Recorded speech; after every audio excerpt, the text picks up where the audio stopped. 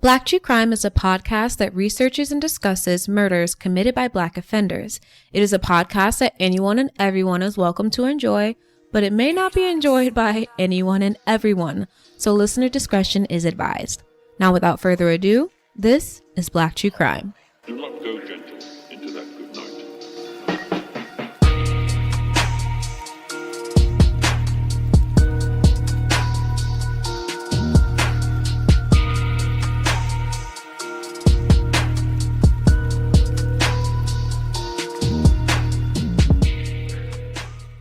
Hello, everyone. Hi, everybody.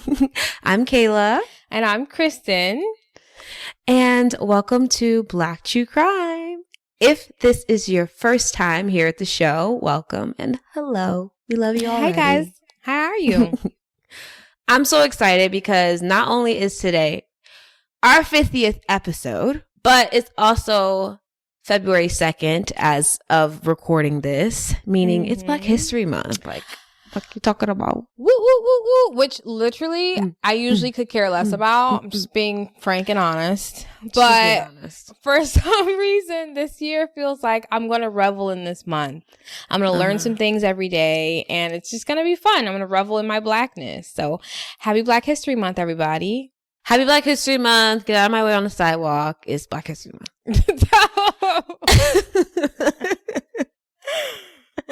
Okay. All right.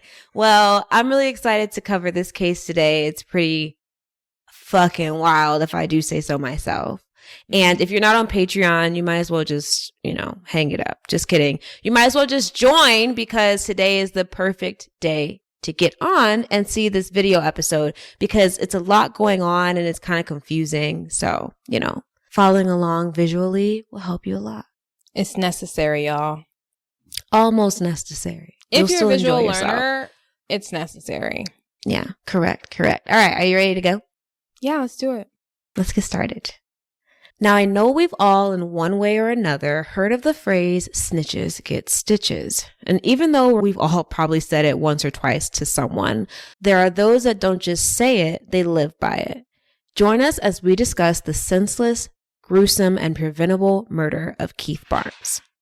Okay, Keith. Kristen, it was preventable, and we're going to jail this week. This week, we're going to be in prison, to be exact.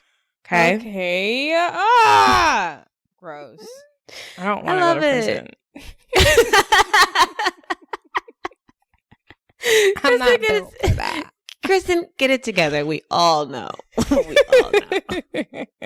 Okay, so before we get started jumping into all of this and all of that, what do you have for us, Kristen, in regards to Black history? Like, what do you have? Okay.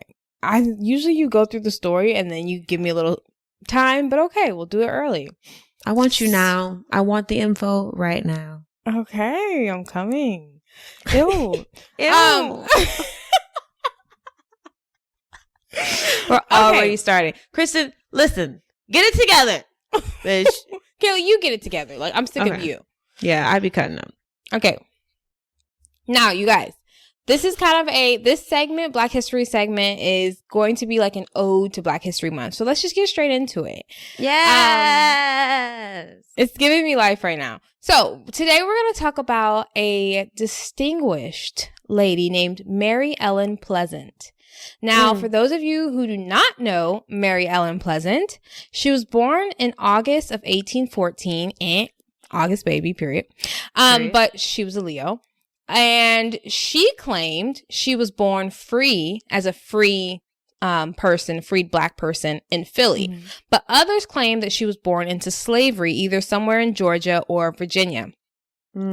Now, there were rumors. She had a lot of rumors about her, you guys. I don't know if she was one of those good publicity, bad publicity, it's just publicity, period, type of people. But there was a lot of different things said about her. One of the things that were said about her is she was a daughter of a voodoo priestess, amongst many other speculative stories about her being born into slavery to this really wealthy family in Virginia, her being from the Caribbeans, like just all these different stories. So we don't really know much about her life in the beginning. But what we do know is she became an indentured servant from as early as ages 6 or 11 years old to a Nantucket, Massachusetts shopkeeper. Mary at this point started learning how to run a business. She also learned about the abolitionist movement because the shopkeepers, they were diehard abolitionists, which kind of is a great thing. Like back then, I would want to be a servant to an abolitionist, period, other than anybody else. Yeah, absolutely. So later in life, Mary got married to a wealthy, free Black landowner named James J.J. Smith. Nice. Both her and her husband helped slaves make it to freedom via the Underground Railroad.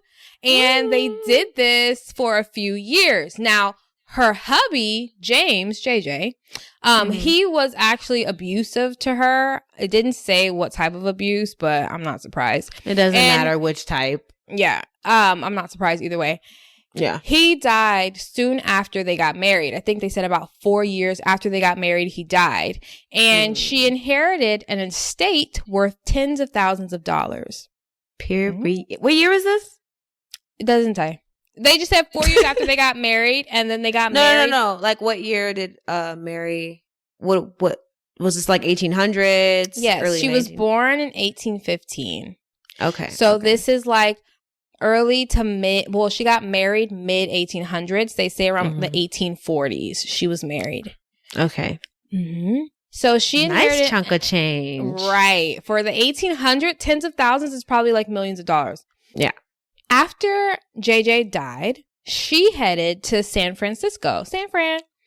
And there she cooked and she served rich white folks and eventually started her own boarding house. At her boarding house, she trained Black people to be servants and ended up getting them jobs or placements in different wealthy people's houses. She also taught Black people how to succeed, carry themselves, be a little bit more financially adept. She taught them all these things.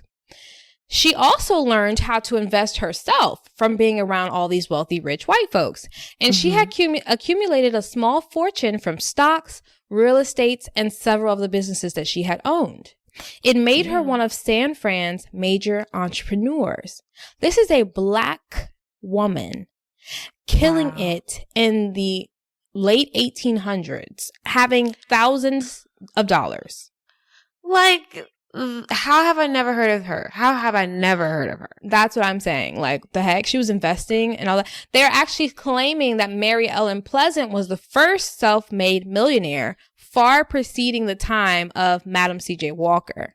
At her peak, Mary's net worth was estimated to be $30 million. Oh, shit.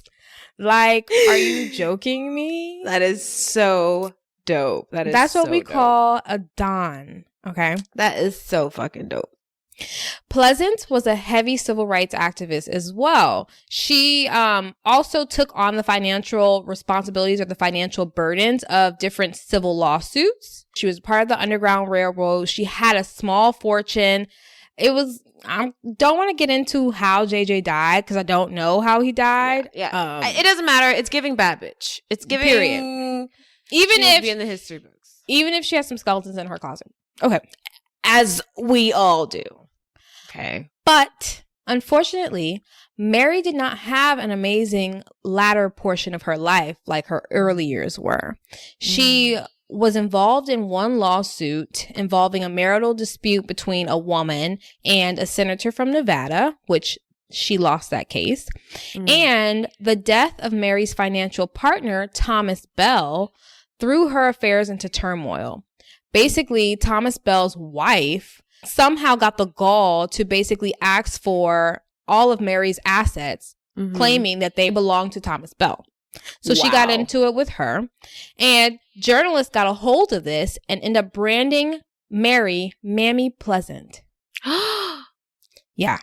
So now I'm seeing why people are saying, oh, calling somebody your mammy is not offensive. A good thing. Yes. Because journalists was branding her as Mammy Pleasant and accused her of having something to do with Thomas's death. They even went as far as to say that Mary had voodoo or voodoo spells put on Thomas's entire household. They did this because of the rumor that she was the daughter of a voodoo priestess, but also because of her relationship with a known New Orleans voodoo queen named Marie Laveau. Okay. So, long story short, Mary ended up losing her fortune and she died destitute in 1904. That is horrible. Who were these people? Were they Caucasian people? Thomas Bell, I don't know. I didn't see him. I tried looking up a picture, but they brought up a lot of different Thomas Bells. So I don't know if he was white. I don't know any of that. But I do know that Mary Pleasant was a light-skinned black woman who could often have passed as white.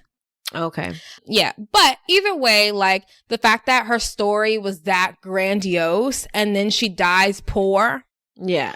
I'm like, how the heck did that happen? Yeah. Well, we were on a high with this story and now we're on a very low. So thank you, sister, for that trip down Black History Lane. No problem. So instead of covering the background of a killer or even like the victim for the beginning of this episode, we are going to start with a little bit of background regarding our nation's capital, Washington, D.C., if you guys don't know. We're based in America. We have listeners everywhere. So first off, if you don't know, DC is not a state. So if you go to DC and let's say you get arrested for something like a robbery, they'll take you to jail. But once you're convicted of that robbery, they don't send you to a prison in DC because they don't have any. They send you to a federal prison. Okay. And state prison versus federal prison is very, very different. Yeah, it sounds like it. I'm literally imagining Rikers. Yeah. And they're shutting Rikers down by 2023, I think, or something like that, or 25, something like that. Well, so where are they gonna put all them folks in Rikers? They'll figure it out. I don't know. I don't know. Okay, so after DC became the murder capital of America during like the crack epidemic, authorities realized they just didn't have anywhere to lock all of these people up. So in 1997, Congress passed the National Capital Revitalization and Self-Government Improvement Act. Good Lord. And a part of that act authorized convicted felons from DC to be sent to one of 122 federal prisons in the country. Literally any of them. So let's say you grew up in DC your entire life, commit a crime, get sent to prison, maybe just for 3 years. You could end up in fucking Alaska, bitch. Wow. Maybe not Alaska, but you get the vibe. Yes. So anywhere. Crazy. Mind you, there are about 2,000 state prisons in the United States right now. So obviously I know there's a difference between state and federal, governments, but they could have worked together in this sense. There's like at least like 3 state prisons in Virginia alone, which is right next to DC. So they could have worked something out, but true. But whatever. You know how states are. States are stingy and the federal government's annoying. Yeah. They're like, it's like your dad like sunning you your entire life and you're just over it, trying to get as far away as possible. Right. That part. Great analogy. Oh, thank you, sister. So because they can't work together, the federal systems were flooded with inmates. And this also meant that convicted inmates from DC would run into each other during like their shuffle around the federal system. And for most, the best way to get through it was just to get closer. So that's when the DC chain gang started to pop up everywhere. Okay.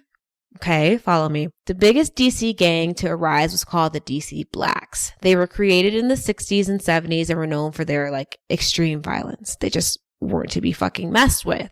But the Aryan Brotherhood decided to mess with them. They were actually like huge rivals at the time during the 80s and the 90s. And they would literally just like ping pong murders, just murder each other. It was disgusting and violent for a lot of that time.